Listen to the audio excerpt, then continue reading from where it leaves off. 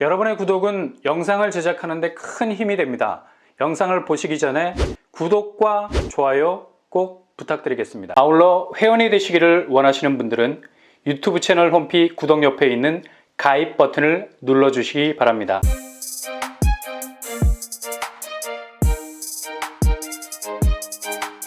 안녕하세요. 뻔뻔한 복덕바입니다. 이 정도 완만한 경사를 만나기까지 3년 4개월이 걸렸습니다. 반대로 말하자면 지난 3년 4개월의 시간들이 굉장히 가팔랐다는 거죠.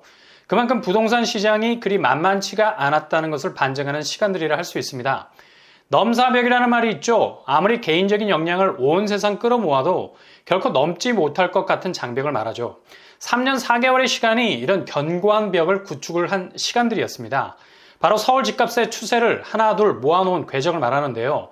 최근에 보이고 있는 부동산 지표 상당한 변화를 보이고 있죠. 그중 하나가 바로 서울의 집값입니다. 서울 아파트 값이 3년 4개월 만에 최대 폭으로 떨어졌습니다. 난공불락이라고 말해도 부족함이 없는 서울 집값은 그 어떤 대외 여건의 변화에도 꿈쩍하지 않을 것 같았는데 여지없이 3년 4개월 만에 하락폭을 키우고 있다는 얘기죠. 이게 그냥 단기적인 궤적을 그리지 않을 것은 바로 금리 인상의 여파로 집을 구매하려는 수요층들이 극도로 예민해져 버렸어. 일단 대출이라는 말이 나오면 막 오버히트 할 것 같아. 먹은 거 다 쏟아내고 싶은 심정. 금리라는 게 어느 정도 스텝이 있어야 하는데 빅 스텝이라고 하잖아요. 그냥 조근조근 오르는 게 아니라 성큼성큼 오르고 있어요. 현재 한국은행 기준금리가 2.25% 수준이죠. 올해 1월에 1.25% 정도 수준이었는데 1%나 오르게 된 겁니다. 1%라고 하면 코딱지 같은 퍼센테이지 같아서 감이 잘 안 와. 그런데 수치상 금리가 1% 오르면 가계에서 부담하는 이자 부담액은 33% 정도 상승한다고 하죠. 딱 감이 오잖아요. 이게 나비 효과라는 말과 딱 떨어지지. 금리가 살짝 스텝을 밟아도 이자와 원금을 갚아야 하는 비율이 태풍이 덮치듯이 대출받은 사람에게 극도의 부담감을 주거든. 연말까지 주택담보대출 이자가 8%까지 갈 거라는 불안한 전망도 나오는데 정부에서도 바짝 긴장할 수밖에 없겠죠. 개인 부실이 깊어지면 국가 경제가 엎어지는 건 시간 문제. 금융위기 자체가 국가 경제의 아킬레스건. 금융 부실은 곧 개인 부실에서부터 전조 현상을 보이게 되는 거죠. 그래서 서둘러 3%대 고정금리로 갈아탈 수 있는 안심 전환 대출 같은 걸 내놓는데 너무 전시행정에 가까워. 이런 혜택을 받을 사람은 부부 합산 연 7천 정도의 소득 이하, 그리고 아파트 가격이 4억 원 이하여야 한다는 거야. 아니 이거 말이 됩니까? 수도권에서만 중위가격 주택가격이 6억 5천, 그리고 서울 중위가격 주택가격은 9억 2천. 2030이 패닉바잉의 바람을 일으키면서 땡긴 대출금이 지방의 아파트를 사기 위한 것 아니지 않습니까? 죄다 서울 수도권에 있는 아파트들인데 이건 안심대출이 아니라 한심대출이 될 가능성 높죠. 너무 실수요자들이 필요하는 42.195km 마라톤 거리라 할 수 있잖아요. 금융위 입장은 어떻게 무한정 고정금리로 갈아탈 수 있는 기회를 줄 수 있겠냐 라는 스탠스를 유지하고 있는데 차라리 개인 디폴트가 오게 되면 스스로 빚 문제는 알아서 처리할 수 있도록 가는 게 더 좋지 않을까? 국가재정 25조를 풀어서 지원을 하게 된다고 하는데 서울 수도권에서 집을 사기 위해서 대출받은 사람들은 4억 5천이라는 기준이 안 돼서 지원을 받지 못한다는 건 4억 5천의 기준을 충족해서 지원을 받는 사람들과 비교해 볼 때 형평성이 훅 떨어진다 봐야죠. 아무튼 이렇게 정부기관에서도 지금 대출금리 오르는 것에 대해서 굉장히 긴장하고 있는 것을 볼 수 있죠. 심지어 금융위가 시중은행의 이자 장사에 대해서도 엄중 경고를 한 바가 있는데 이게 은행의 메커니즘이라는 게 정책으로 올라가는 금리를 막아낼 수 있다는 데는 한계가 있다는 거죠. 그래서 시중은행은 대출금리를 약간은 조정을 하면서 동시에 예대마진은 기준금리가 올라가니까 정기 예적금으로 대출에서 줄어든 예대마진 파이를 줄이려고 정기 예적금 유치를 적극적으로 하고 있죠. 올라간 정기 예적금 상품을 어마무시 찍어내고 있습니다. 자그마치 22조 규모. 이렇게 기준금리가 부동산 시장을 한번 들었다 놨는데 그냥 판 자체가 서서히 깨지고 있는 거죠.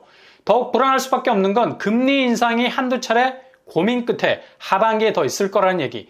이게 그냥 완료형이라면 뭔가 다독일 수 있는 여지가 있겠는데 진행형이라는 겁니다. 그러니 웬만한 마음 먹지 않고 누가 집을 사려 하겠어요. 이렇게 얼어붙은 매수 심리가 3년 4개월 만에 서울 아파트값 수치를 0.08%, 지난주 0.07%보다 더 낙폭을 키웠죠. 이 수치는 2019년 4월 이래로 가장 낮은 기록이라 할 수 있겠습니다. 3년 4개월 만에 가장 크다고 볼 수가 있겠죠. 강북에서는 용산이 보합 0.00%, 강남에서는 서초가 0.00%, 미동도 하지 않는 모습을 보이고 있죠. 진짜 대단한 곳들입니다. 이런 상황에서 집값이 뒤로 밀릴 만도 한데 껌딱지처럼 딱 붙어있는 거 보면 정말 얼마나 집값이라는 시황을 이끌고 있는 곳인지를 알 수가 있죠. 그러나 나머지 서울의 23개 구는 일제히 내리막길을 걷고 있습니다. 특히 노원 0.20% 빠지고요. 가장 큰 낙폭을 기록한 곳이죠.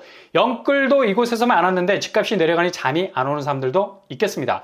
대략 1억 원 가까이 내려갔고요. 도봉구 0.18%, 강북구 0.15% 등등 노도광이라고 불렸던 것들도 고전을 면치 못하고 있죠. 근데 이런 것들은 집값에 대해서 굉장히 예민한 곳들이었죠. 그만큼 오르기도 하고 이만큼 빠지기도 하는, 비교적 서울 핵심 입지와는 달리 진입이 용이할 수 있다는 생각 때문에 치고 빠질 수 있는 추세가 강해서 이런 수치가 나오는 것 같고요. 지금이야 하락 추세니 당연히 갈 때가 바람 부는 쪽으로 누울 수밖에. 강남처럼 셀프 강성 모드가 아니고 오로지 주변에 유입된 수요와 대외 여건의 변화에 따라서 일단 들어놓는 곳이니까 대표적인 하락세를 보이는 겁니다. 송파, 잠실, 영등포도 내림세를 보이기는 했는데요. 0.06%, 0.05% 수준입니다. 워낙에 이 동네들은 뿌리가 깊어서 하락이라는 추세는 보이겠지만 하락폭은 그리 크지 않을 것으로 생각이 됩니다. 문제는 수도권이죠. 수도권 전체 하락폭이 0.10%로 커지고 있고요. 특히 인천, 수원, 화성, 지금 대표적으로 아파트 값이 내리막길을 가고 있는 곳들이죠. 점점 하락폭은 벌어지게 될 겁니다. 전국적으로는 세종, 대구, 울산, 대전 등등이 하락 추세를 보이고 있습니다. 세종은 끊임없이 추락을 하네요. 대구는 물량 폭탄이 터지는 바람에 일타 브랜드도 고전을 면치 못하고 있고요. 대전은 상당한 강세를 이어가다가 요즘 주춤한 모습을 보이고 있습니다. 최근에 창원에서 분양한 힐스테이트 마크로엔 1순위 경쟁률이 105대 1을 찍었죠. 정말 지방에선 의외의 결과였는데요. 이런 흥행의 원인 당연하죠. 분양가 4억 원 정도의 수준을 맞춰줬다는 거. 입지가 좋으면서도 규제에서도 비교적 자유로운 곳이어서 이런 결과가 나온 겁니다. 그러니 앞으로 서울 수도권 분양단지들의 분양 흥행은 다른 건 다 필요 없어. 일단 금리 인상을 절대적으로 의식, 가장 합리적인 분양가로 어필을 해야 포레나 미아 같이 미아가 되지 않을 수 있다는 겁니다. 서울 집값 앞으로 더 내려야 되죠. 오른 만큼 뱉어내야 하는데 이거 쉽지는 않아요. 대신 이런 분위기와 맞물려서 서울 수도권 분양단지에서 지금 상황에 맞는 신축 아파트 분양가를 속속들이 내놓게 된다면 결코 금리 인상으로 인한 매수 심리 감소라는 현상이 분양 현장에선 새로운 형태의 매수 세력으로 등장할 가능성이 아주 높습니다. 그러니 부디 3년 4개월 만의 하락폭의 영향이 신축 분양 아파트에도 똑같이 3, 4년 만에 가장 합리적인 분양가로 나왔으면 하는 바람입니다. 건설사는 분상제 개선안 들고 나와서 자꾸 분양가 들썩거리게 할 건 뻔한데 그래도 정부에서 분양가 조절을 탄력적으로 좀 해줬으면 합니다.